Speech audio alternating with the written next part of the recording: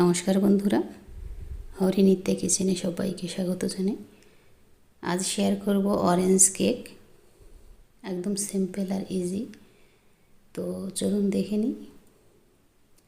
তো সবার প্রথমে ব্যাটার বানাবো, তার জন্য একটা বাটিতে অল্প একটু সাদা তেল নিয়ে নেব। এখানে আমি আন্দাজে নিয়েছি, এখানে কোনো মেপে আমি নিইনি, তেলটা কমই নিয়েছি। আর এর মধ্যে দিয়ে দেব চিনির গুঁড়ো। নর্মাল চিনিটা আমি মিক্সার জারে পাউডার বানিয়ে নিয়েছি। তো বড় চামচের আড়াই চামচ মতো দিয়েছি এখানে। দিয়ে এবার একটা ছোট চামচ দিয়ে ভালো করে এই চিনির পাউডার আর তেলটা মিশিয়ে নেব। ভালো করে এটা ফেটিয়ে একটা ক্রিম মতো তৈরি করে নিতে হবে।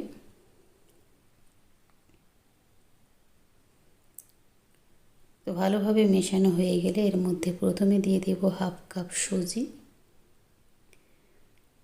আর দিয়ে দেব 1 কাপ আটা, গমের আটা। যে আটায় আমরা রুটি বানাই প্রতিদিন, সেই নর্মাল আটায় আমি এখানে নিয়েছি। নিয়ে একটু চামচ দিয়ে মিশিয়ে নেব।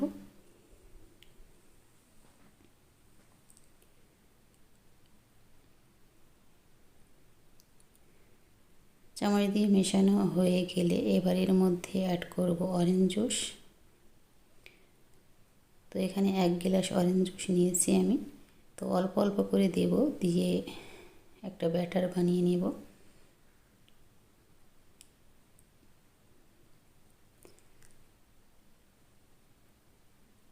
তো অরেঞ্জ জুস যদি আপনাদের কম পড়ে যায়, তাহলে আপনারা একটুখানি দুধ ইউজ করতে পারেন। তো অল্প অল্প করে দিয়ে ভালো করে মিশিয়ে ব্যাটার বানিয়ে নেব। একসাথে সব ঢেলে দিলে এখানে ব্যাটারটা একদম পাতলা হয়ে যাবে, সেই জন্য অল্প অল্প করে দিয়ে এটা একটা ঘন ব্যাটার বানিয়ে নেব। আর ব্যাটারটা ভালো করে ফেটিয়ে নেব, যাতে ব্যাটারের মধ্যে কোনো রকম লাম্পস না থাকে। তারপর এর মধ্যে দিয়ে দেবো 1 ছোটো চামচ বেকিং পাউডার, হাফ ছোটো চামচ বেকিং সোডা, দিয়ে আবারও একটু ভালো করে মিশিয়ে নেব চামচ দিয়ে।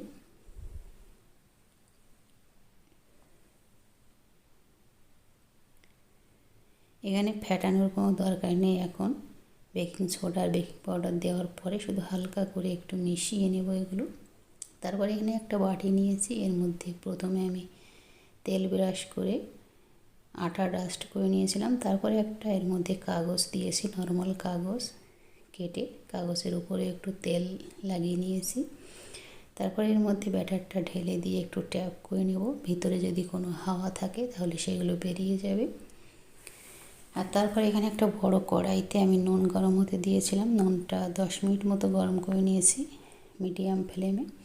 তারপর এর মধ্যে কেকের বাটিটা বসিয়ে ঢাকনাটা বন্ধ করে একটা ছিদ্রটা আমি ভালোভাবে বন্ধ করে দিয়েছি। তারপর এটা বেক হতে দেব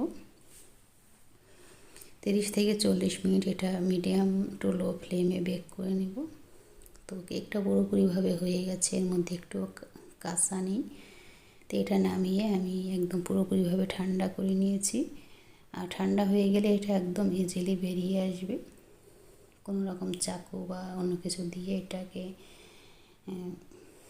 বের করার দরকার নেই, যেহেতু কাগজ দেওয়া ছিল সেই জন্য এটা একদম ইজিলি বেরিয়ে এসেছে। তো এখানে আমি 1 পিস কেটে নিয়েছি।